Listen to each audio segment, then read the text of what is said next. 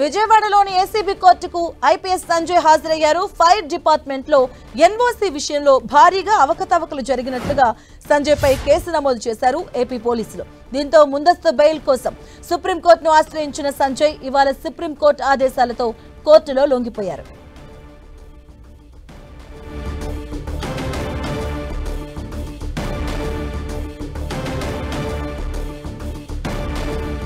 ఇదే అంశానికి సంబంధించిన పూర్తి అప్డేట్స్ మా కరెస్పాండెంట్ జయరాజ్ అందిస్తారు. జయరాజ్, మాధవి సీనియర్ ఐపీఎస్ అధికారి సంజయ్ ని రిమాండ్ కి విధించారు. ఆయన విజయవాడ కోర్టుకి విజయవాడ జైలుకి తరలించారు.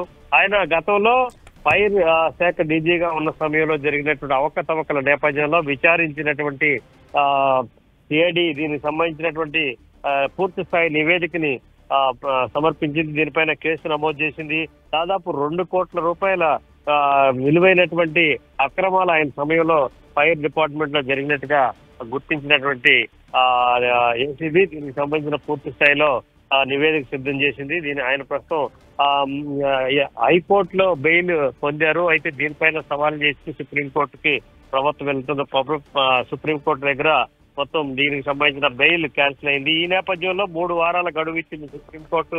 ఈ రోజులోగా ఏసీబీ కోర్టులో లొంగిపోవాలని షరతు విధించిన నేపథ్యంలో ఆయన మధ్యాహ్నం విజయవాడ ఏసీబీ కోర్టుకు వచ్చి లొంగిపోయారు. దీంతో ఆయన కొద్దిసేపటి క్రితమే ఆయన్ని రిమాండ్ కి విధించారు. విజయవాడ జైలుకి కొద్దిసేపటి క్రితం ఇప్పుడే తరలిస్తున్నారు. మాకు రైట్, థ్యాంక్ యూ జయరాజ్.